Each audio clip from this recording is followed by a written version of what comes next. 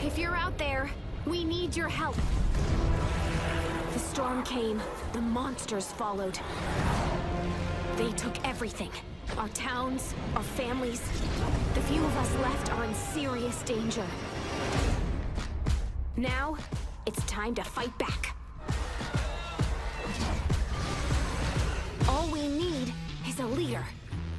And that's you.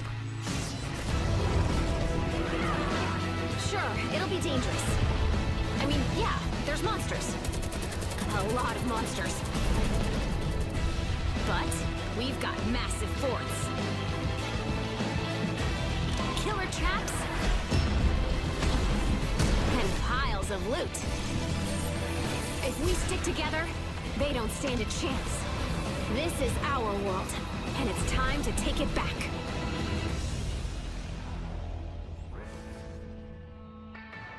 The world of Fortnite is filled with places to explore and loot to scavenge. Collect building and crafting materials while traveling across landscapes where no two are ever the same. You never know what you'll find, or where you'll find it. Make sure to go inside buildings. Searching can pay off. Everything you collect can be used to protect yourself or help the survivors out there who need you. For protection from the storm, you and your friends will need to build forts. Use a variety of building pieces to keep enemies at bay and make a strong defense. Edit mode lets you customize pieces to fit your needs.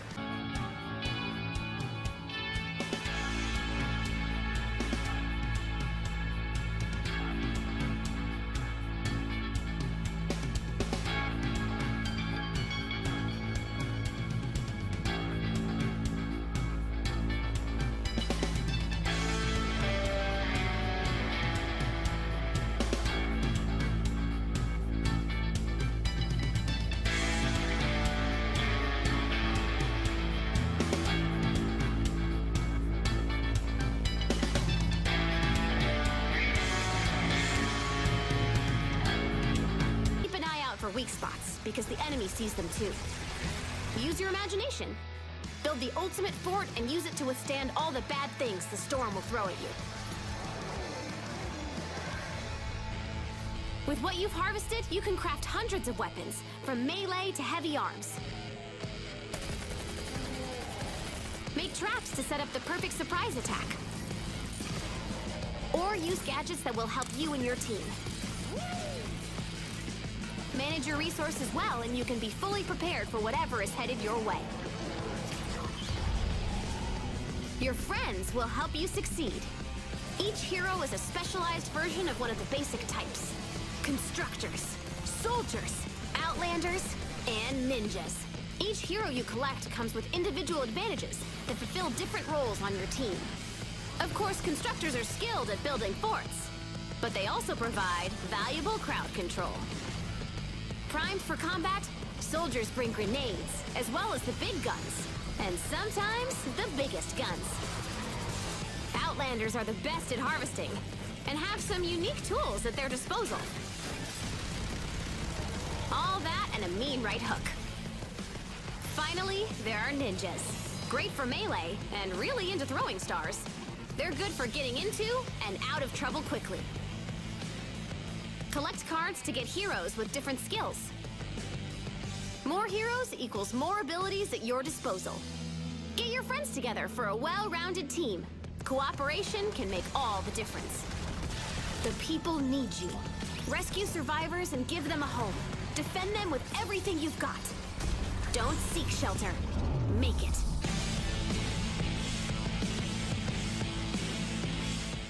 Under here, but also there's some new art on the siphon here that you can tell us about. Sure. Zach taunts the Outlander. Yeah, and the shredder. Look at yeah, that shredder's awesome. Look at that thing. It's not as good as my fire one, but that's okay.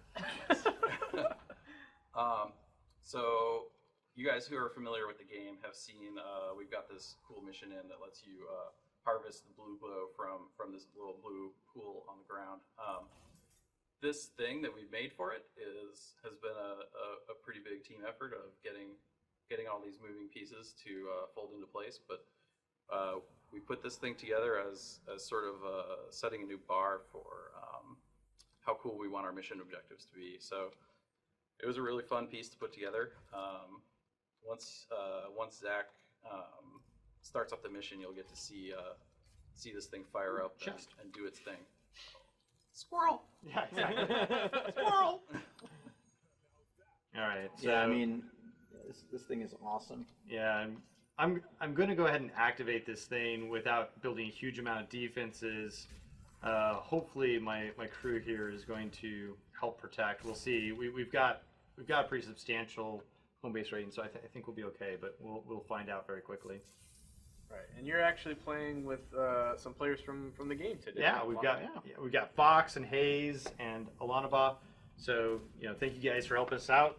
But yeah, so community playing, I think is pretty fun. Yeah, we've met some of these guys too.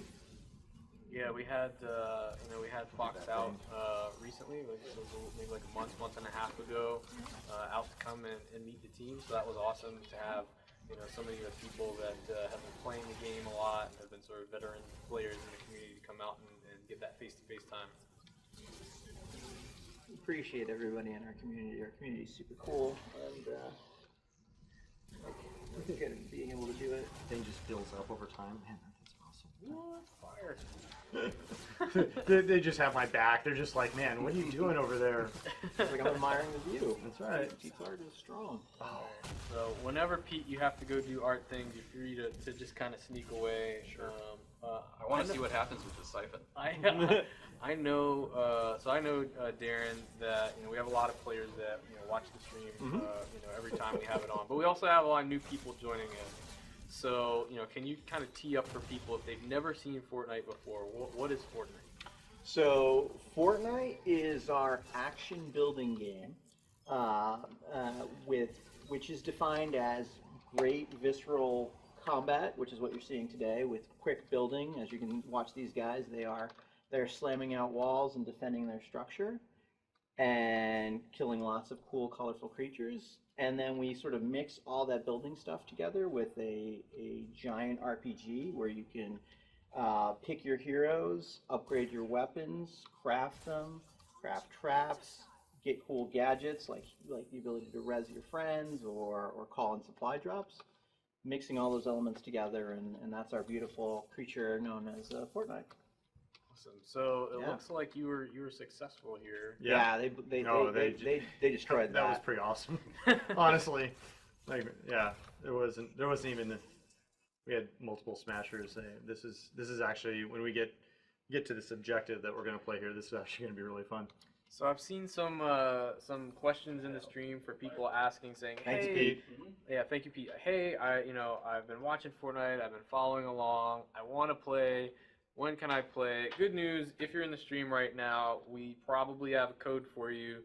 Let us know in the chat, and we will PM some codes and make sure we get you guys in and playing. Yeah, I mean, we always, we like interacting with our community, and the people who are playing our game are super cool, and we make games so people can play them. So I appreciate everybody's patience, because man, I want people to play our game. So yeah, get in the stream, get some codes. All right, so this mission that we're in right now is power the reactor. So what are we doing? So the portion of power the reactor, what we're focused on right now is that so the home base has sent us a new reactor core that they've dropped in for us, and this is all prototype art. So we're still iterating through this mission.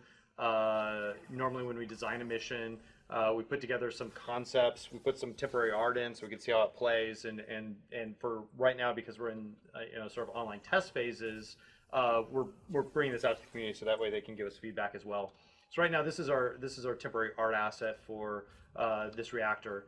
So which is quite a bit different than the siphon. The siphon is what we'd consider final art quality, and this reactor is sort of our tent mesh. Yep. So what we're focused on at the moment is we're going to go ahead and build around this reactor to be able to defend it. When we've got our base built up, we're going to go ahead and activate it. And what that's going to do is that's going to spawn a whole bunch of reactor parts throughout the world. They're all hidden. And so the fiction is that the reactor's here. We need to power it back up. The husks have stolen a bunch of parts and hidden them throughout the level. And so when we activate it, those parts will show up, and then all of us have to go out and find those parts. As we're finding parts, we're getting attacked. There's going to be these sort of these vantage points that pop up that if we defend them, it'll show us where a couple of the reactor parts are, and then we rinse and repeat until we've completed powering up the reactor. And then once we've powered up the reactor, we'll get a final volley of husks that come in and attack, and we need to defend against that. So, got it. The interesting things about some of the things that we changed versus previous OTs on this is that we've implemented a new burst spawning system for the waves. And so when we get the first attack, what we're going to see is we're going to see just a horde of monsters all spawn at the same time, and it's going to be crazy. It's just going to be complete utter chaos. It's super fun. Awesome. So we talked about how it's class based. It looks like you're playing the constructor right now. What can you tell me about that class? So the constructor sort of has several key sort of abilities and powers. So the main one is that he can take and upgrade. He's the only one that has the direct ability anyways, to upgrade all types of walls, wood, brick, and metal to level 3, which is what I'm doing here. Each of the classes, the soldier has the ability to upgrade wood walls to level 3 at a certain level, and then the Outlander has the ability to upgrade brick to level 3, but the constructor can upgrade everything to level 3, which gives us the biggest amount of defense, for our base. He also has his base defenses that we're gonna set up here. This basically creates an energy field around the base for a certain number of tiles, which for my level 20 constructor that I'm playing here gives me pretty big advantage insofar as it creates an electrified field on the floor, so husks take damage. It does auto repairing. I've got it spec'd so that way it extends the field even further. So he's got that.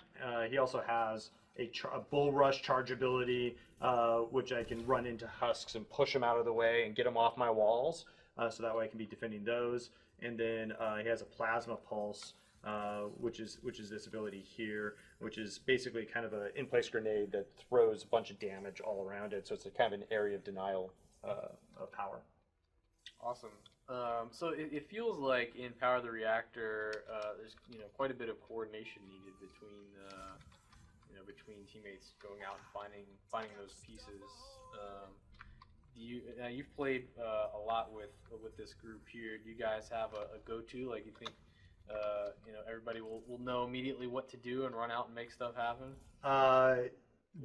Yes, with this group, yes, we won't have any issues. Yeah, so they know exactly how to play this and how to win fairly quickly. So they know exactly where to go, which is great. And for new players coming in, as you get some of these missions, as with any game, you start learning sort of the ins and outs, and you come up with new strategies of how to play. This base build that we're doing right now is a little different than the ones that I've used in the past, but it's actually super interesting. So we're just basically doing a straight up structure. What we're probably going to do here actually is add some slanted walls and some other pieces. Let me get this. So add some slanted walls and some other pieces to help keep the husks off the main wall. Got it. So we'll add some traps around here. So I think these guys are letting me do the cool stuff, which I appreciate. They're like, come on, why don't you do some building here? Yeah, so let's talk about building for a minute, because you're kind of flying through it. Obviously, a very experienced builder. How does building work in Fortnite? So we have lots of husks that attack us. Just a second. Okay. So we have 4 main building pieces. So we have let me reset this back. So we have walls. So we have 3 main building materials, and I think we can see that. Yep. We have wood, brick, and metal. We have walls. We have floors. We have stairs. We have stairs, and we have essentially ceiling pieces, and this is a ceiling piece. each of the pieces has edit modes, so you can edit the piece, and they have different modes, so you can make different piece configurations. And so some of the configurations are invalid for certain elements, but for the most part, we've added a lot, and there's a lot of room in the system to expand it over time. And so we've selected a set that we think are interesting. So, you know, an example is that we can put a arch into a wall piece. We can make a half arch. We can make a wall with a window. We can make a wall with 2 windows. You know, we can put a door in. We can put a door in the middle. So we have a lot of configuration, a lot of customization that we can do within the system. It feels like a big part of that intent is to be able to do it obviously very quickly. You know, get up a structure. Yes, and Fortnite is especially during battle. There's definitely an expectation that you're able to make very fast choices about certain building configurations and be able to respond to husks and the way the zombies are attacking you, to be able to defend against them in the moment.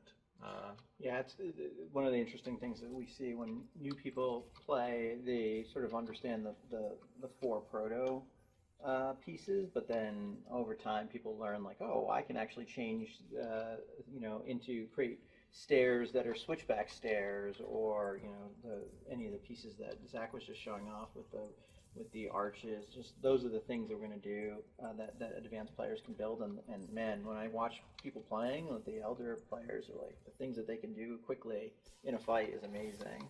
So that's been one of the things we've tried to do as a guiding principle for Fortnite, is maintain the ability to sort of build quickly, and sometimes under duress. Definitely under duress. And so along with, you know, sort of our building pieces, we also have traps. And so and the point of traps primarily is to damage husks or to move them around the map. And so one of the things I'm going to do here is we've got a jump trap that I've just equipped.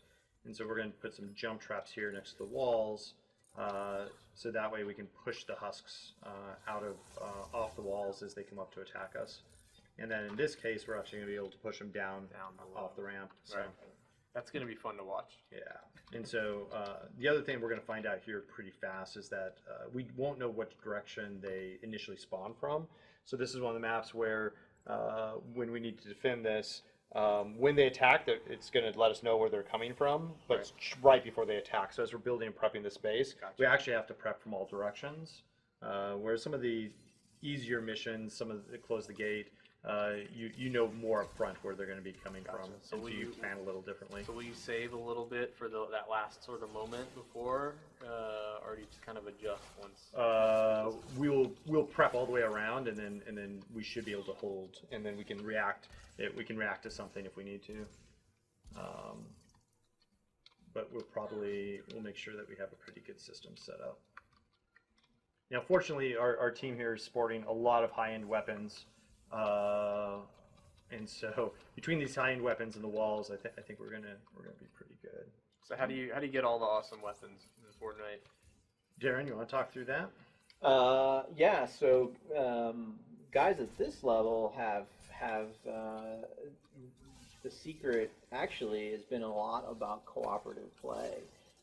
We do a good, we've got some good quests that we have a feature called the Outpost in the game. The outpost is the player's persistent area where they get to build, and their building is saved, and all of the resources they put into that area become their own and stick with them. And that gameplay is about defending that structure. And what happens is that we give a significant boost for helping other people in those kind of fights. And the elder players really this is what's cool, is the elder players really like to help out other younger people, I suppose, in terms of game age. And by helping them out, they get tons of rewards, and those rewards let them get card packs, and that's how they end up busting out with all these cool guns. So yeah, it's really, we spent a lot of time trying to create a lot of incentives for cooperative gameplay in Fortnite, and that's the secret to success, I think. Sure. And once you're in game, you can trade and pass a lot of that stuff back and forth, right? That's right. We've you know, we're going to be iterating through some of our economy over time. We'll be making adjustments, but one of the things we've sort of been able to hold on to is the ability to, you know, Zach can make a gun and give it to somebody that he's playing with relatively easily, and then they can go have fun with that gun. So if Zach wants to make a flaming cannon and he wants to pass that off to a newer player so they can have some fun with it, we let the system work that way. Now we obviously like do things like, you know, the guns break over time, but you know that's one of the things that freedom gives us, so that other players can have a lot of fun with high-end equipment.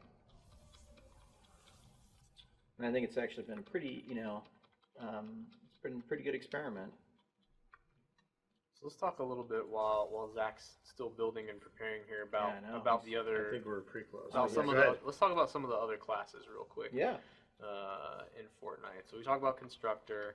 We showed the Outlander, the new male model for it. Yep. But what is the Outlander class? So the Outlander is predominantly an explorer style class, because a lot of his abilities are about either traversing the world quite quickly, finding treasure. He has the ability to spot treasure behind walls, and in certain builds he can actually even detect things behind that are literally hidden through his keen eyes abilities. And he also has his major hallmark ability is the ability to pick up fragments, which are little pods that are dropped into the game world. And those fragments contain different buffs: an offensive one, a defensive one, and sort of a utility one. The utility one I think saw earlier in the stream where they were beating on the llama, and the more teammates that hit the llama, the more rewards pop out of that. So that's a good cooperative mechanic. And then defensive drops a shield for your entire team. And then of course the offensive buff is the mighty Robo Bear, which is a sentry turret that can quite a powerful one that can be used on the fly. And so he's a really great class if you like to gather resources, find treasure, and generally be a fast-moving character on the ground, I think is the best way to say it. And then we have our ninja, which is our melee specialist, and he is your base-to-base fighter. He's really good at delivering melee damage. He has abilities like Smoke Bomb, which deals damage to enemies in a radius if he gets overwhelmed. He has a double jump ability, which allows him to be a masterful sort of character that can move from tops of buildings to tops of buildings. He has his Dragon Slash, which is a dash forward that, depending on how you spec it, leaves a trail of damage behind him and just generally does a ton of damage. And then he's got his shurikens, which is he throws his stars, you know, at a cost of energy. So it's like, you know, he always has a ranged weapon ready. And then Zach already went over the Constructor, and then we have the Soldier, and the Soldier is sort of the master of ranged combat. And they have the ability to summon their own little minigun, which is quite powerful, and it doesn't consume any resources. So the soldier always has a gun at the ready.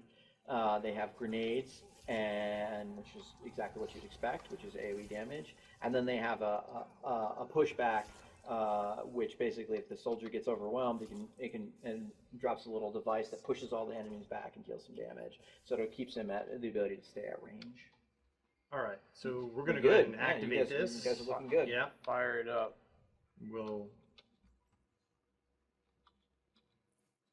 I'm excited. I want to see you guys rock this. I feel like you're just going to clean it up handily. Yeah. That's my guess. I think that might be the case. We'll see how it goes here, but. Oh, I like the fact that you guys have a little. That's from your upper end play, right? So you got to dodge behind that because of the the blasters, right? Yeah, the blasters. Yeah. Yeah, I love that. That's good. So what are we gonna see, Darren? What kind of enemies are we gonna potentially see here? Well, at this difficulty level, we should actually see most of the enemy types. It's actually just a variance. So the thing I was just talking about is the blaster, which is we now have a tall husk in the world, and he shoots literally laser beams from his eyes and mouth, and that is basically a machine gun of sorts for the bad guys. Then we'll probably be dealing with the lobbers, which are our artillery units. They basically deal damage to the area around the base and to the base walls as well. And there's two variants of that, one that's mostly structural and one that also leaves clouds. And then our flinger, I'd be interested to see if the flinger pops in this. Oh, Flingers should be in this, right? We're in canny, so we're Yeah. at level 90 difficulty. Yeah, If you so look you're here, gonna- these are 90 difficulty monsters. Yeah, so so we're in that's actually awesome. So yeah, well, maybe you guys will be yeah. challenged. Flinger is a creature that actually throws other enemies on top of your fort. So if you don't build roofs, they end up inside your fortress, or they land on top and then they start burrowing into your base. So that's a cool creature. Then we have propane tank husks, which are ones that basically deliver exactly propane tanks to your base and blow things up. Then we have husky husks, which are just generally tanky creatures that have more HP. And then we have the Smasher, which is like a siege unit that just runs around and tries to bust through your walls. And if your walls aren't powerful enough, and you have some of the light fences, they'll blast right through them and cause a lot of damage quickly, which opens up holes in the base so the other creatures can run through. And speaking of the creatures that run through, then you've got your little dwarf husks that run around, and they're little tiny husks, and they can be quite dangerous if you let them swarm you. Are those still coming in groups of 7 at the moment? You know, the idea behind the 7 dwarves was a thing. So that's where that came from.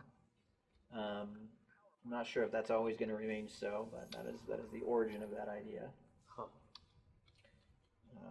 Man, you guys are, I don't know, this doesn't seem to be rough for you. Got a whole 4.5 minutes. Yep. Yeah. Good so far. So if you're in the chat, people are asking about a couple of things. Yeah. Codes, definitely are giving as many codes in the chat as possible. I know a lot of you want them, and we're PMing them to you. So if you're not seeing us type codes into the chat, that's why we want to PM them to each individual person if we can. And if you get one, what you do is you go to Fortnite.com, you log in, you can redeem the code, and actually when you do that, you'll find that there are 2 friend invites associated with the code, so you can play with your friends. Yeah. There's also some people asking about NDA. Yes, Fortnite is still under NDA. We are showing it here on the stream. We do that every once in a while, but we're not quite ready yet for streaming and video content and stuff like that, but we will get there. Yeah. Yeah, you got your sentry guns. Yeah. Oh my gosh. We got serious sentry guns. It's awesome. All right, so we got 3 minutes left. Yeah, and we only have one more part to find. So these guys have, well, I have not found, I've found 0 parts. Sometimes I find 5 parts. Sometimes I've opened a few. I found a few of the secret caches, but everybody else is quite a bit faster than I am. So they've ran it all the way through this level, and they found a lot of them so far. So I think we have one more left to find, and then we're waiting for these things to install. So each part takes a minute to install. And so either way, we're going to get rated in here in about 2 minutes. So we'll see how that goes. I believe the base will hold up, but I believe so as well. but it's going to be pretty fun. All right. I thought I was going to be okay the other day, and we weren't. So. Oh really? Oh yeah. Oh yeah. The burst spawning was pretty intense. Found it. Oh, there we Found go. a part. Look, Good I job. found the last one. That's awesome. Right there. We get excited when we play the game. So. Yeah, so I mean, we're this is one of those missions that power the reactor. Like it hasn't gone through as many iterations as some of our other missions. Sure. But you know, we are actually we've got a good plan about things we're going to do with this guy. Can't quite give all the details right now, but it's going to be cool. We're, you know, like everything in Fortnite, you know, we are iterating with the community, making stuff better. You know, my thing is like, man, you know, we actually want to spend more time with the community than we actually have time to do because we're making the game. But generally, it's like it's proportionate. Like there's a bunch of things that people have been asking for that we're definitely working on, and that's why we've been a little quieter than I think we had been up to that point because we're working on bringing the stuff that people told us, oh, you should totally make X or Y, and there's a bunch of stuff in there that we are totally working on right now. So bear with us as we go because the guys are working super hard to bring what the folks want. So let's talk a little bit before we fire, 59 seconds. Our fight here. Yeah. Tell me about crafting, Darren. All right. So crafting is the secret to success in Fortnite. We are a building game, and we sort of see building, crafting as an extension of building. Players collect schematics from card packs, and those schematics they give you recipes, and then you find ingredients in the world, and then you're able to build them. So a lot of the core guns take things like copper ore, and they end up being pretty valuable to making new stuff. So in this case, what are you using right now, actually? I've got Death Stalker. You got the Death Stalker.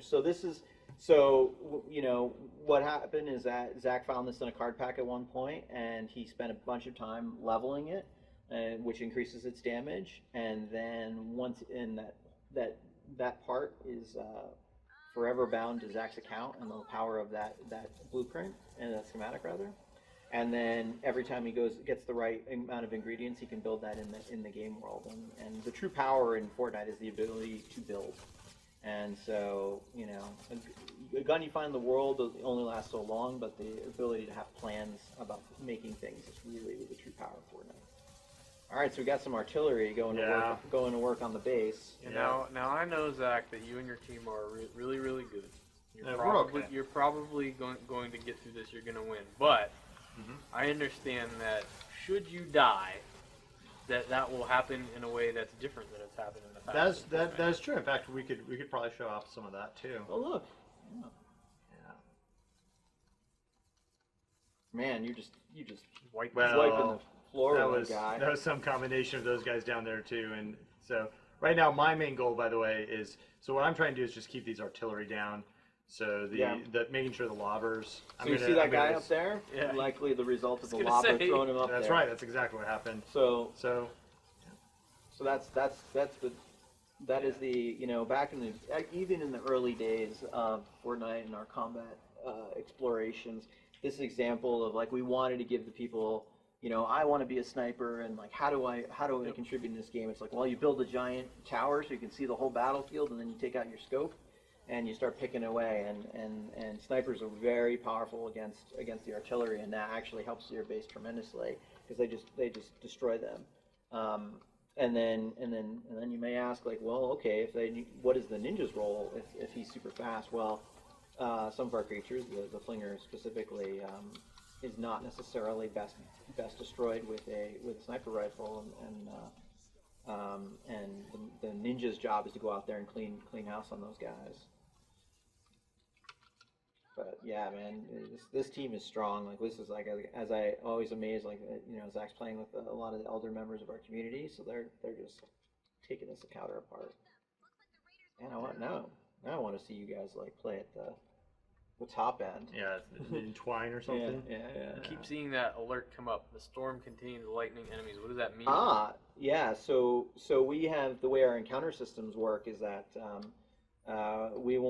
we have different elemental types of enemies. We want to give the players some feedback about, hey, what type of enemy is coming on board, coming next, and that's our way of messaging. It's a little bit less elegant than probably we would like, but but we're hoping it's clear. So we're gonna keep evolving that, and like I said, the elemental exchanges. What's your go-to weapon against lightning enemies? You know what? I think I've got an energy rifle someplace in here. So normally what I do is energy. Okay. My shredder is a fire, has incendiary rounds, so it's not effective against lightning. Yep. So you're changing up. Yeah. So that's actually what I was just looking at. I think the the Death Stalker I was using is pretty good too. For some reason, our search isn't coming up with that. It's interesting. Got a question in the chat Yeah. about the enemy waves. You know, do they scale up based on, you know, the number of players that are in your party? How does that happen in Fortnite? So, our general philosophy, I want to start by saying our general philosophy is it's always better to have more people. In a world where it doesn't feel that way, we're going to keep making it so it feels that way. You know, we want to attain that. Sometimes that's not the case, but we want the ability to have more players always be good.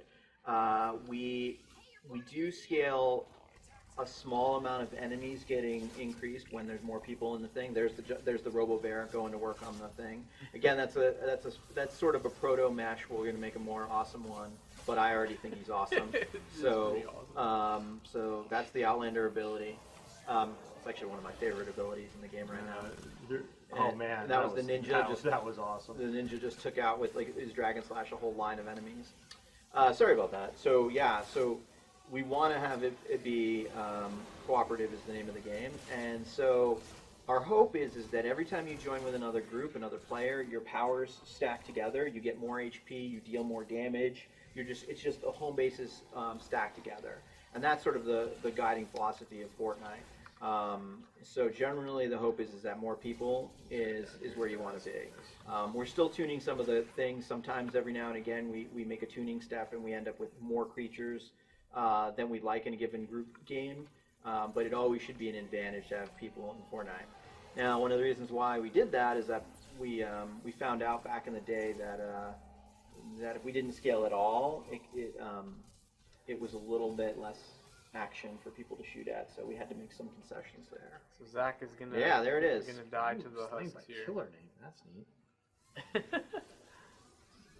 Yep. So Zach has gone man down. His team could go help him. They're thinking about it. Thinking about it. I'm trying. Okay.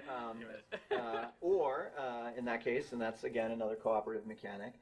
Or Zach can spend a life and just res right there in that area. If he decides to not do that, then he will go back to the world spawn point, which may or may not be farther away. So we want to give some strategy behind not dying, but not a huge penalty. And so we're just trying out the life system right now. And I think that gives us a bunch of mechanics that we can tie onto. And so this victory screen is actually pretty new too, right? That's right. Yeah, we added in this victory screen. It's still work in progress, but it's in my opinion superior from the one we had before. What do we earn here, Zach? Oh, so we get mission badges that sort of correlate. Those set sort of the amount of reward that we get from the mission, and then we're getting some score here. All scores adds up. It's about the cooperative play again. Like we all get score, and so any things that we do in the game, everybody contributes, and then we get some XP, and it looks like Fox here is leveling up his Outlander, so he's on 12, and he's actually getting XP. Whereas the rest of us have capped out our heroes at the moment. Yeah, and a big thing actually when we were talking before about, I want to ride the cart around my outposts. So I don't know when we're going to get to that, but that's my hope.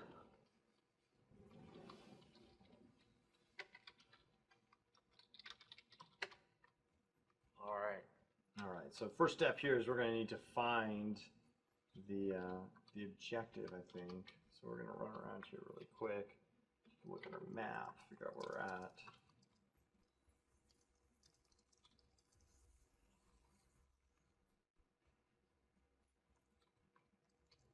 I like how you resist the urge to unlock the fragment for your buddy there. Like, whatever. We're searching for things. Yeah, just not that thing. That's right. So again, those are dwarf husks that are of the fire type. So again, like they. Oh, there you go. There you go. Yeah. All right, now we're gonna have to find the other part of it. So yeah, so there's 2 stations on this objective, and again, you'll see it's very temporary art at the moment. Definitely placeholder. And so So this is part of it. I'm going to go ahead and deploy this. So pull this little switch here. Now, so this is B. Now we need to go find A. Yep. So, Darren, if you could talk a little bit about sort of the world and map generation. Oh yeah, okay, yeah. You know, it's kind of interesting. I sometimes forget like there's a bunch of people in the stream who haven't played before. Yeah, so our whole world is procedurally generated.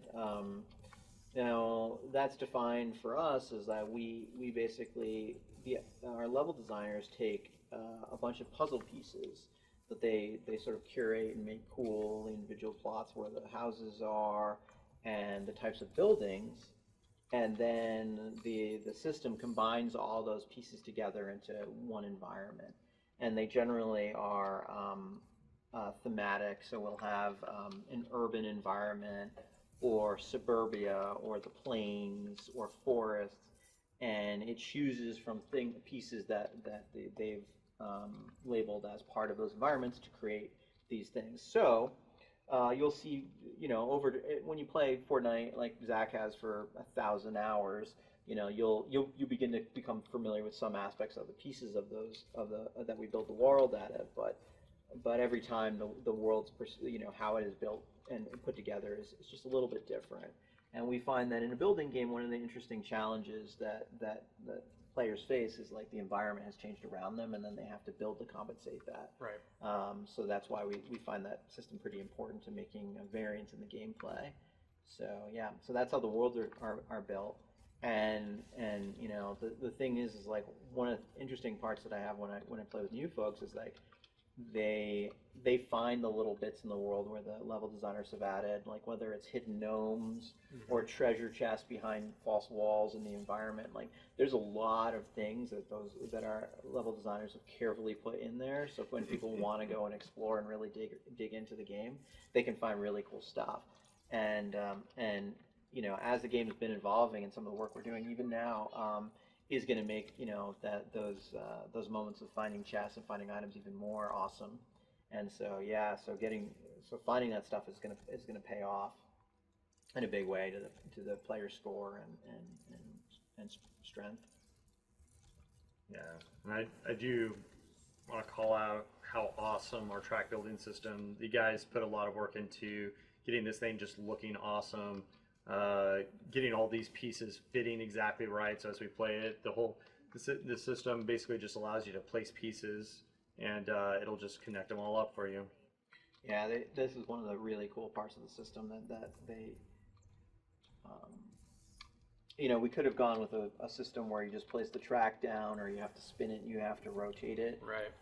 But the guys working on it really wanted to make it be smart, or as smart as it could be, and anticipate what the player wanted to do. Again, keeping with the idea of trying to build quickly and on the fly. So it anticipates sort of what you want to do and tries to match that intent. And then when it doesn't, you'll see the switches on the ground, and you know, the players can throw switches and change the flow of the track direction, which is awesome. In fact, we're going to make it quite interesting here.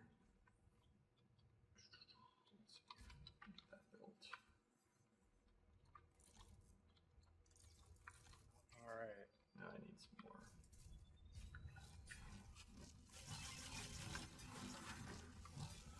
You gonna push me to start this thing up? Is that what you're doing? I'm not gonna push you. You're not. Are you not? You're not ready yet? No, yeah.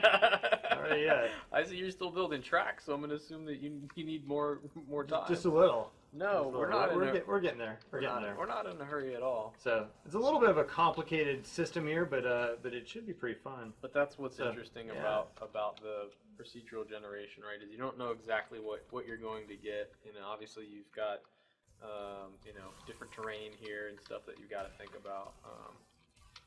Yep, and then you know how the enemies interact with it. You can see their strategy a little bit. Like they're like, well, we've got to put roofs to protect the track because we know we're going to end up with artillery that's going to rain down on it. So it becomes an exercise of like, you know, how do you defend against the creature types we have in the game currently, and then over time we'll be adding more and more that will ask questions of our players. That's sort of how designers talk about it. It's like, what are the question that this creature is asking of the player, and like what's their answer to feel smart and accomplished.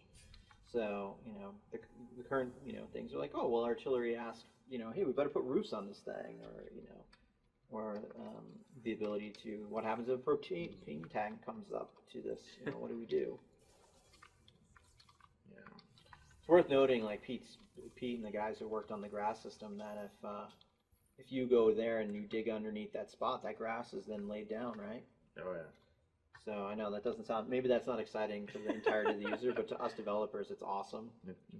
They put a lot of work into making this work really, really well. And this is the kind of stuff that they're still. Yeah, this is a bug right here that they'll be fixed. It's likely just because this is a proto mesh, and so we didn't make it lay down on the ground in exactly the right way. Versus you can see it's like when these things get placed down, all the grass, the grass just disappears. It all gets laid down. That's nice. It's nice and clean. It's pretty impressive. So then we can even break this panel up, and now we've mowed it all up. That's pretty cool. Now just wait till we have it growing back, and then it'll flower. That'd be hilarious. Yeah. We'll be there eventually, no doubt. All right, let's see here.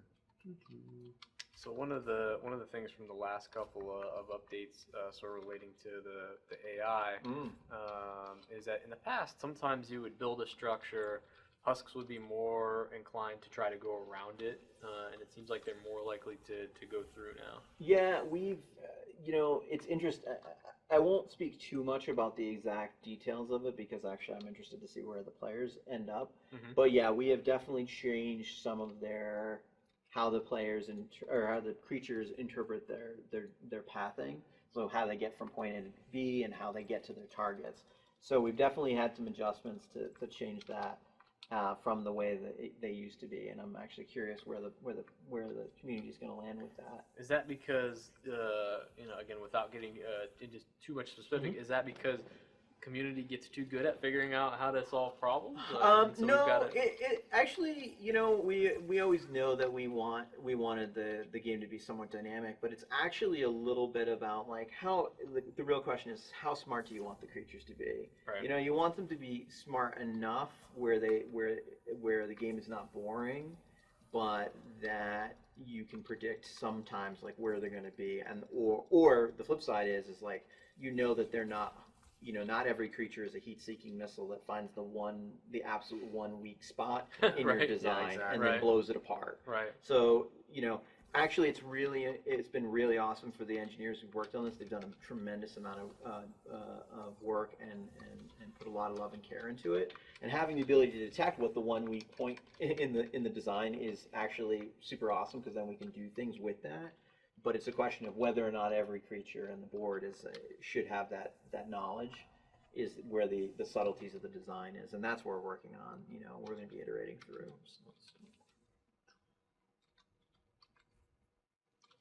So yeah, we're getting close. I know. I'm ready. I'm ready to push the button. I'm trying to figure out exactly.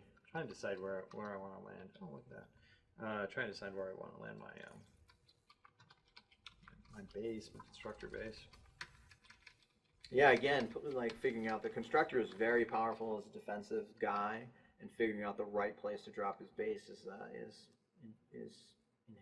being an awesome constructor. That's key. It's hard to know exactly where these guys are going to focus on. Man, these tunnels are awesome. Makes me think back to the days when I was like growing up, and like I had this awesome hayloft in my barn and all my hay bales, and we got 2x4s and made just awesome hay bale forts. Yep.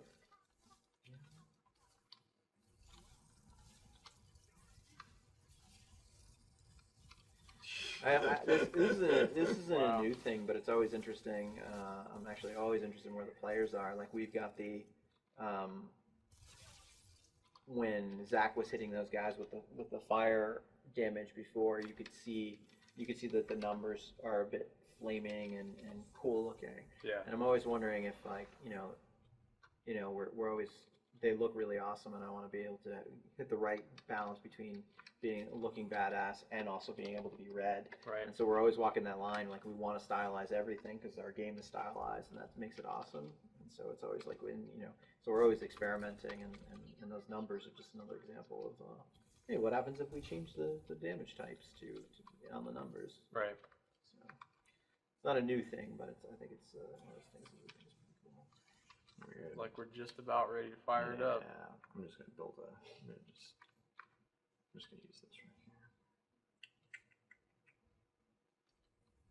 Get some stamina.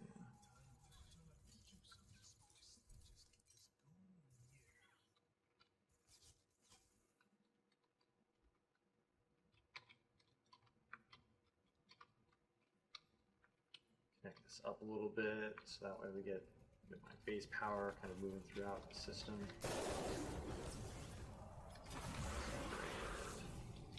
All down here, make sure that we're just straight up coming that way. Alright. Get a little roof on this guy, make sure that we don't get... So I was going to ask Wilson before, because you mentioned your daughter was into trying to figure out when we're getting to female ninja. What's the current favorite character? Well, she likes ninja. Oh yeah, she just the ninja. She just wants the female version. Yeah. So she asks about it probably once a week, and I remind her like, yeah, it takes a little more time. Just be a little bit. I try to tell her, it's not as soon as you might like, but it will get done. So she's gonna be very happy about that. Find out at least that it's that the female ninja is next. Yeah. Oh yeah, she's definitely next in line. It'll be awesome. All right. Just need to get some blue glow in here. I think Hayes was running around some blue glow. Yeah, he did. Yeah, he's right there. He's gonna come back this way. If you're in the stream and you're waiting on a code, hang on. We will get to you. Even after the stream is over, we're going to stick around the chat for a little bit because we've got a bunch of people. We want to make sure that we take care of as many of you as possible. When you get your code, you go to FORTNITE.com, you log in, create an account if you don't already have one, but you log in, can redeem the code, and there's 2 friend invites along with that code, so you can invite some of your friends to play. And then you can ride the hover tub together like Zach's doing. Yeah. One of the things, like we're still working on aspects of this, but one of the things we've been thinking about doing is adding little places on the ground that actually, when you build over them with the tub, it'll make the tracks accelerate. So there'll be areas like it's just like this is a speed up, and so right. so maybe we'll get to the roller coaster yet with this thing.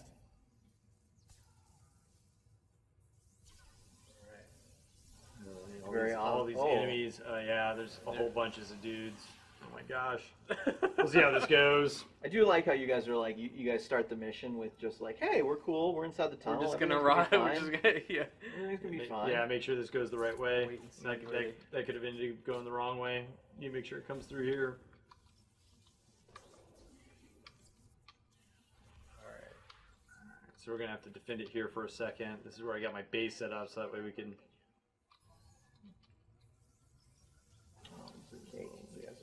No, we'll see. We'll see here.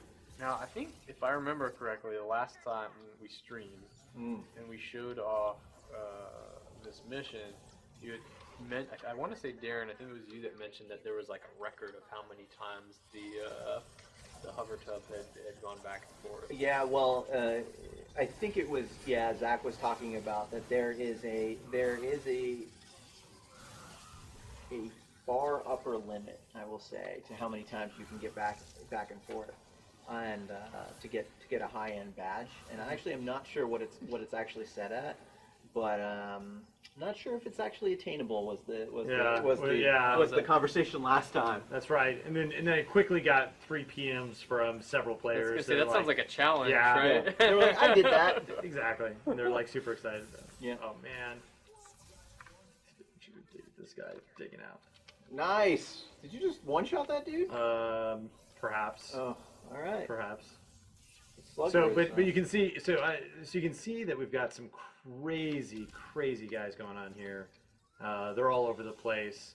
You know, it might seem safe in my tunnels, the tunnels that we've created here. It is in fact It outside, can't be that not safe. It can't be that safe if you're having to repair them. That means something's happening. I mean, of course you can we see just on- take it the wrong way? Oh no! Okay, reverse this thing. Come on, come back this way. Yeah, I mean you can Yeah, see you gotta them. wait. You gotta let it get back. There we go. You can see the amount of husks there on the radar. Yeah, they're all back there. Oh, somebody's in the tunnel. Yeah, so that was that pushback right there. The commander just shoved him back. Yep. Got him off of us, which was great. Very nice play. I can't quite get it up there. Yeah, you're not quite high Jump enough. out here.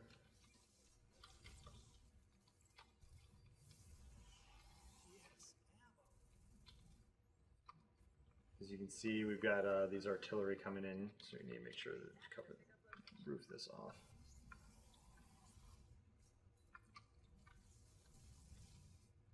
All right. So there's a huge line of guys right to your right there, buddy. Oh yeah. Oh, that wow. was not good. Just throwing it out there. Yeah. Oh. Yeah, the tunnel is no longer safe. Safe, yeah. Yeah, that was an interesting choice there. So there's the commando. He's busting out his skill. He's got his little minigun. He's trying to chew up the creatures as they come down the hallway. We always, one of the things we talk about in, our game is super fun and stylized, but we still have that Guess we had a bunch of conversation holes about down here.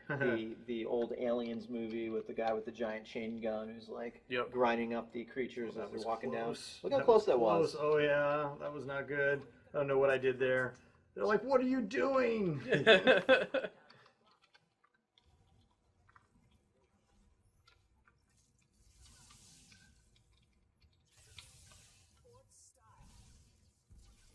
So you play quite a bit with this group, Zach.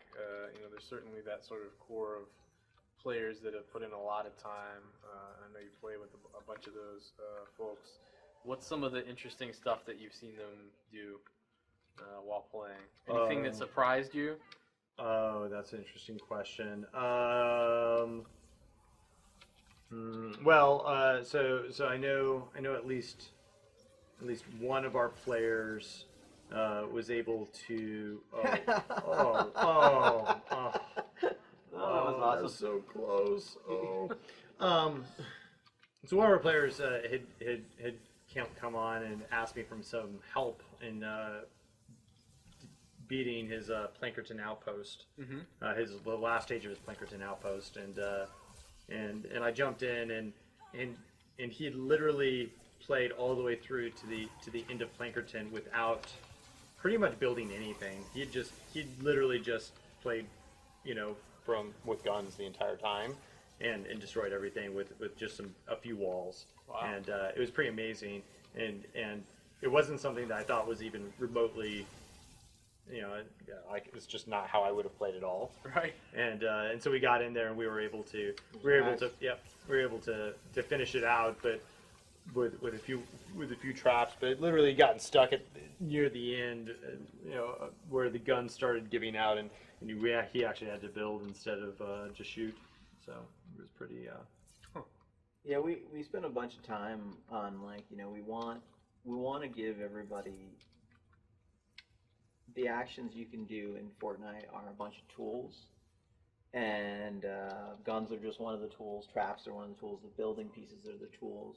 We want to give people the freedom to try to solve these sort of little combat challenges the way they want to, and so it's always interesting to see that moment of like, where really you're doing it without like in the tool metaphor, it's like you're really gonna try to win this without using your hammer. And you're Right. like, yeah, I totally am, and I'm like, all right.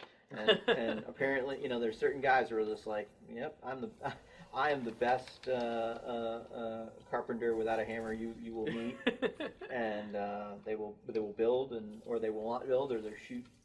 They're like, my gun skills are so strong that I can do that, and that's actually okay.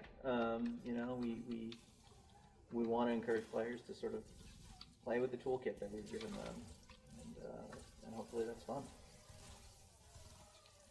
Yeah, I always enjoy playing with a variety of players just because I feel like, you know, when I get in there and I see somebody do something that I didn't know was possible or hadn't thought of, then that's just like another thing to add to my own toolkit, right? Of like, you know, here's another way to try it. And it's fun for me the way that sort of information and those sort of strategies spread throughout the game and throughout the community just by, you know, virtual people playing with each other. Yep. Yeah, it's pretty easy. 2 minutes left. It feels like I think we might actually hit that boy like. Yes, I would say Yeah, I this don't has know. not gone without some hitches. No, yeah, I don't know if the stream has audio of this or not, but boy, there's some craziness going on right now. Okay, good. Like it is just basically it just sounds like hordes of enemies on our walls. Wait, back to the drop-off location. Hayes and Fox. I mean, you can see all the health on our on the left there. They are not getting away free off this mission for sure. Like they're out there defending us. Oh, What we just run out happened? no tracks. Yeah, that's no tracks. So I'm gonna have to get that down pretty fast here, but Nice. they're coming up through the floor. I think is what's happening. Oh yeah, they're totally coming up from the floor. That ain't good. Nope. I think we can save them off here, but boy, they're like, man, I really want that hover tub. There's some tasty treats right there. Put some bacon in there. Make sure to get this switch right. Now, what's your strategy there? You have a different way around, and that's Yeah, why you gotta keep... like literally my strategy was, okay, if they destroyed one segment of our track here, that we'd just take it down the other one, and then we could rebuild our other track. Oh, all right, that's awesome. contingency plan. Yeah, I like the contingency. Yeah. Yeah. Wouldn't help if we were halfway down one, but I figured that if following it down, I was like, and if it failed just too far, that we'd switch it up on the way back.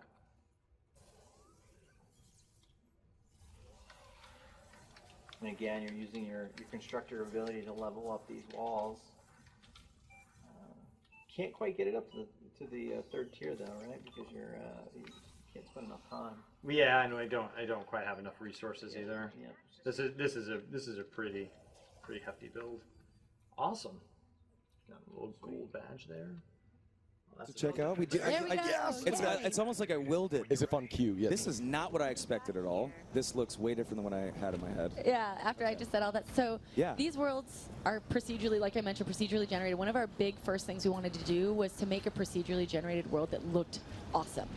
Like it didn't look like a world that was like randomly Generic and Yeah, like Yeah. randomly produced for you. And what you're seeing right now, these are some of our classes, our different classes, and those are trap fortifications.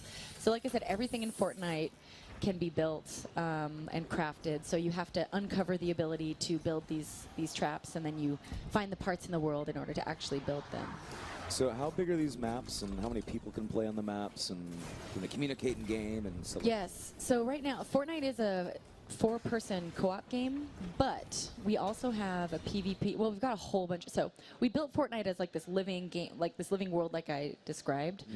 The thing that's the most done right now is our 4-player co-op, but we've got 5v5 PvP, which is like completely mind-blowing because if you can imagine like rebuilding your world, like, you know, like you're building your base, you're building your fortifications, you're also like shooting people and like put enemies spawn into the Protecting world. your spread, right? Yeah. Exactly, and the interplay of go back.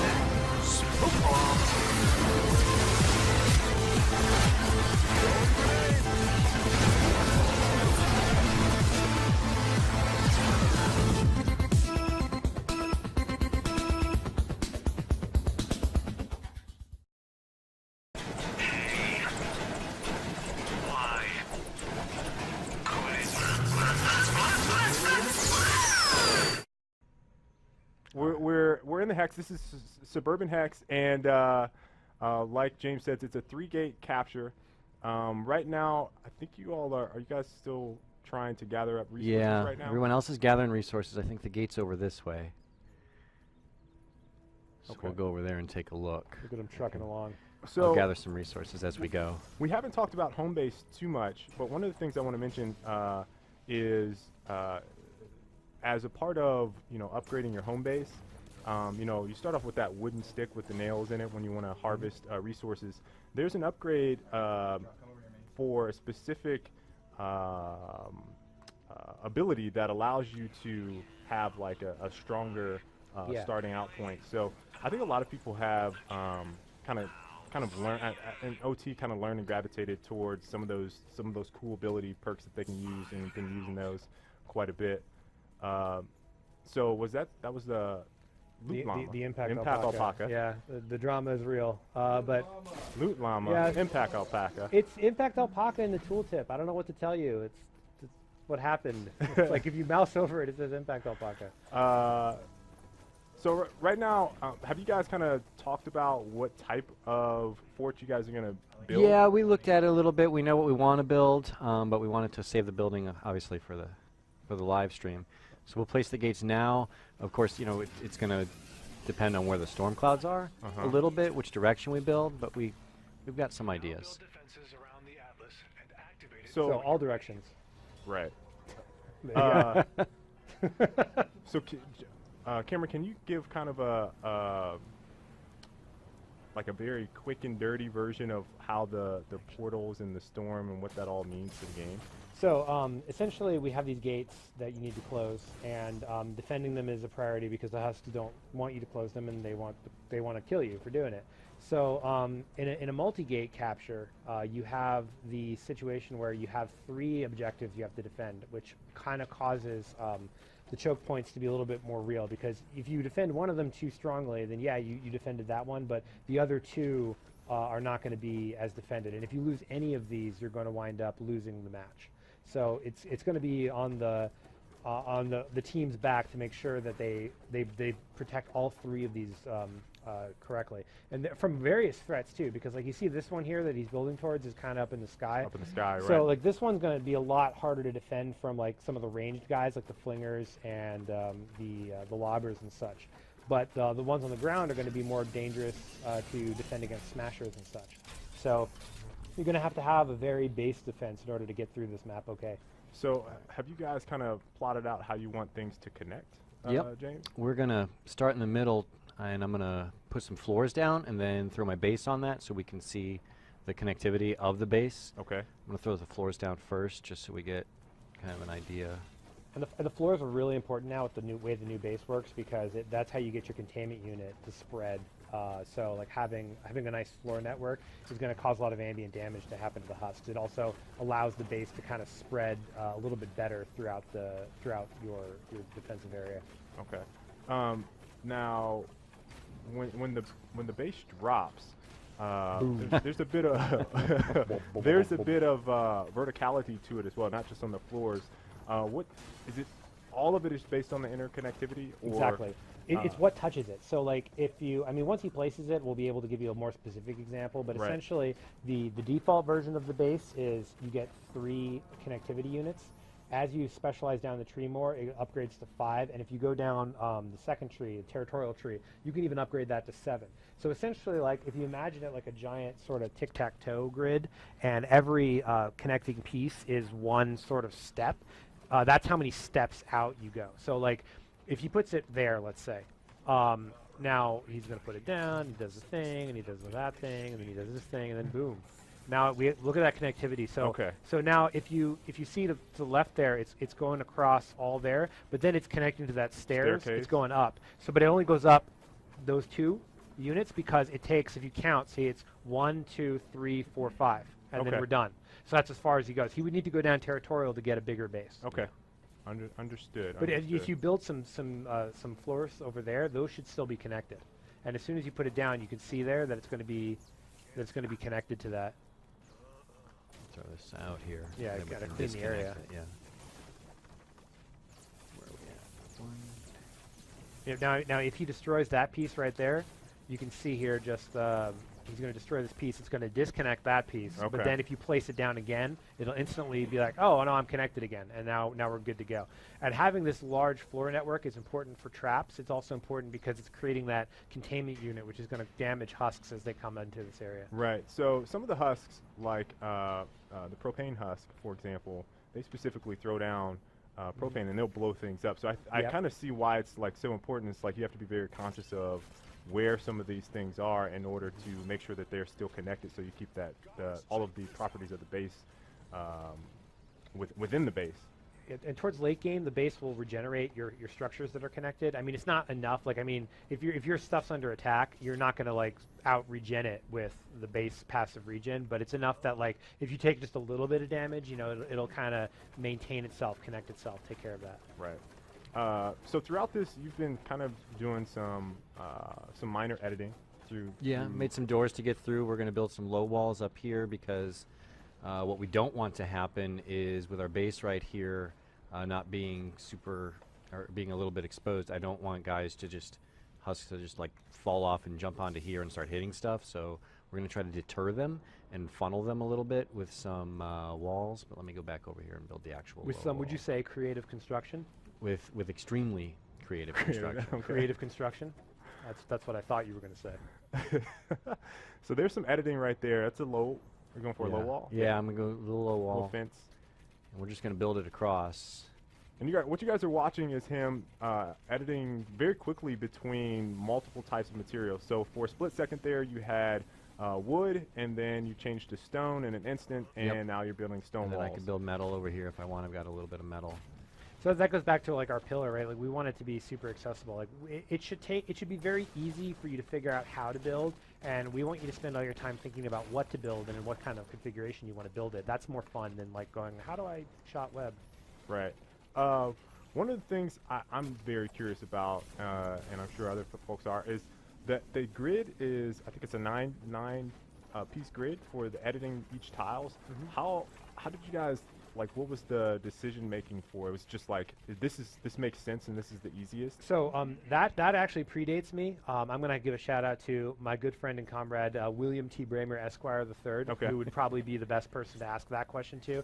But as far as the decision making behind the 9 grid, but like he's kind of like, the grand poppy architect of all this kind of stuff. So I'm sure he had good reasons for it. And ultimately, I mean, whatever his reasons were, I think they were correct because it really kind of sells, you can even, like, when I first started working here and they were like, oh, you need to play the game. It was like, you instantly get it. Like, even with nobody telling you, like, oh, I can just, the only thing you really need to know is like, hey, I need to hit G. And then once you're in G town, you're in business.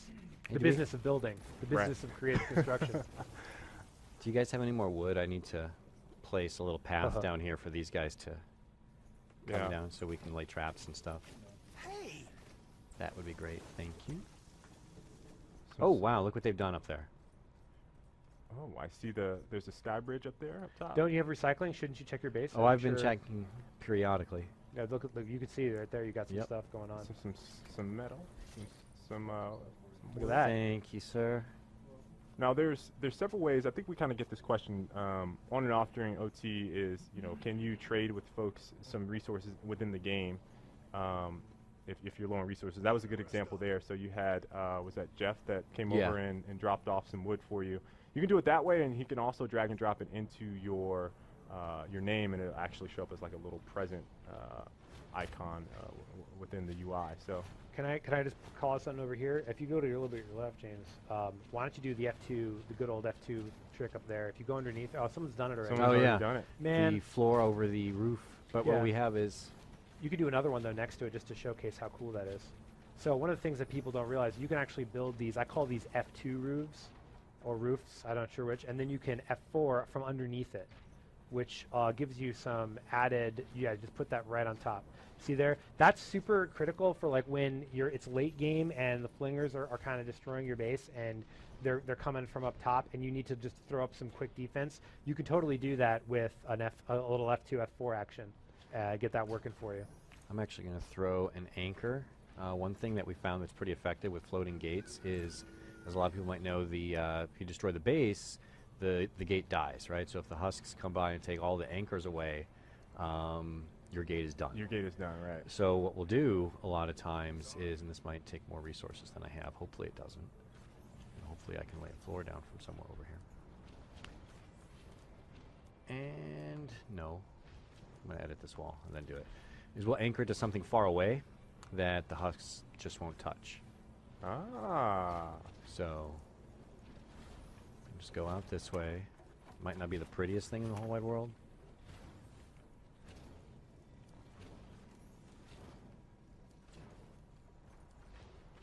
You got cool looking stairs. That's pretty legit. Yeah. I give you a 7.3 out of 15 in the legit major. I'm gonna run down this way. And so you're going to connect it to the this building house. over here? Okay. That tree's totally in the way. Yeah. We're going to have to hit this guy. You're going to have to hit the tree. Turn away, Greenpeace. All right, here we go.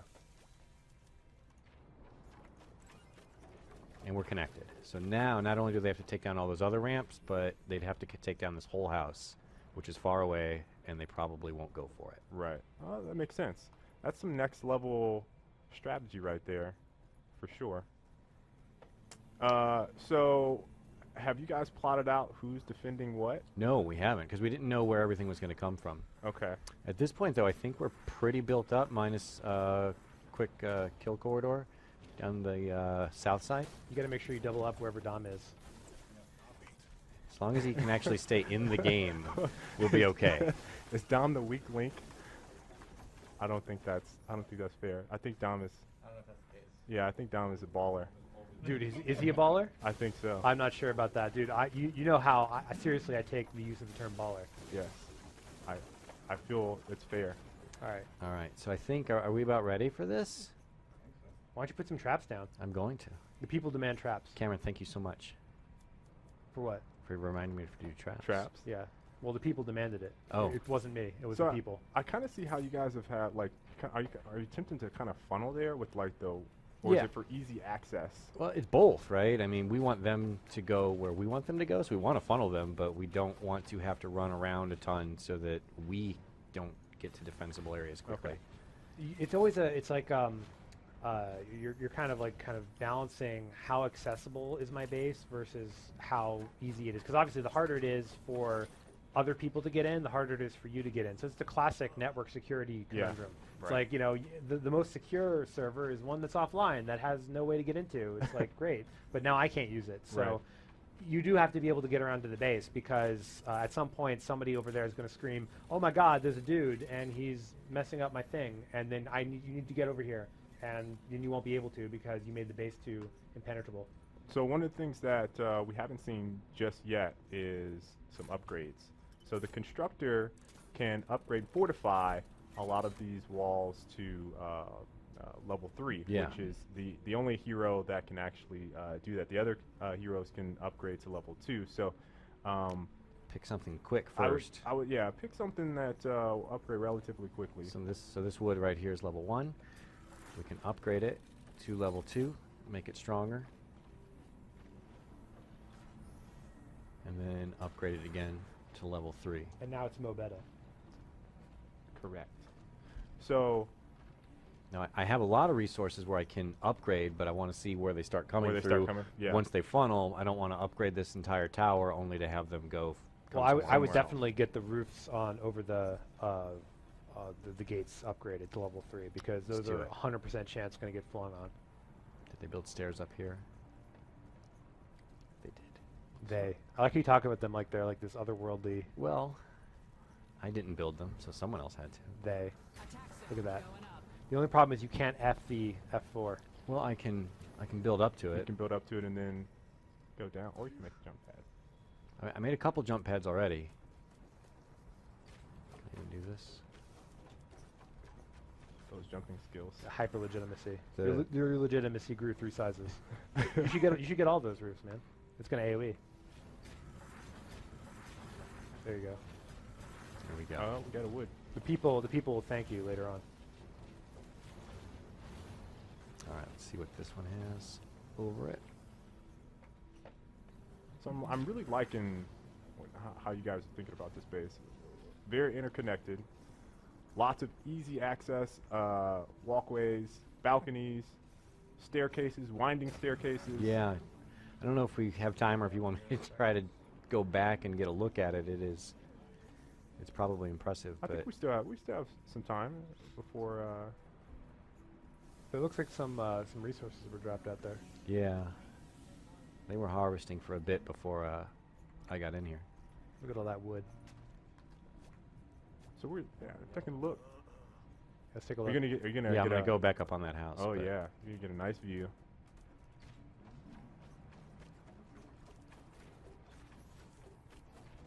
So Cameron, what type of? I think on the first show I talked about my. I just can't help myself. Every time I see a portal and I drop an atlas, I must build a pyramid. I don't know what it is. Maybe I was an Egyptian in another life. I don't know. But hashtag KL likes pyramids. Whatever the case may be, I find myself obsessed with building pyramids. So, is there like a particular thing that you kind of that I like to? So I'm a systems designer, which means that I like visual creativity. So what I like to do is I like to pile as much math as possible into the smallest area. So my designs tend to be boxes with lots of level 3 walls. Okay. All right. Very bland. Yeah, I am like the Wonder Bread of Fortnite building. Okay. All right.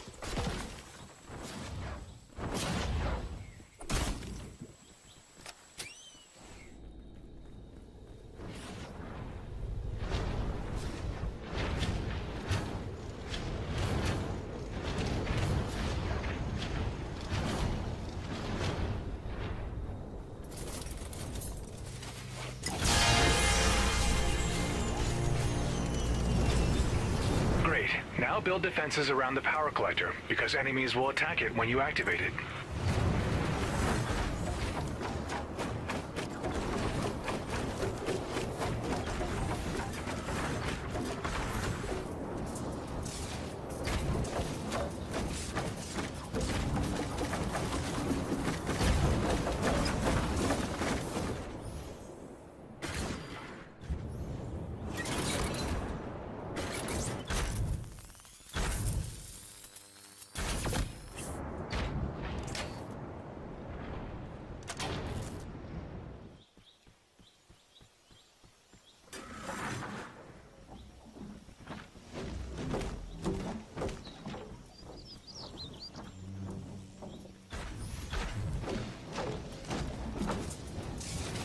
Atlas activated. Now defend the Atlas until the gate has been closed.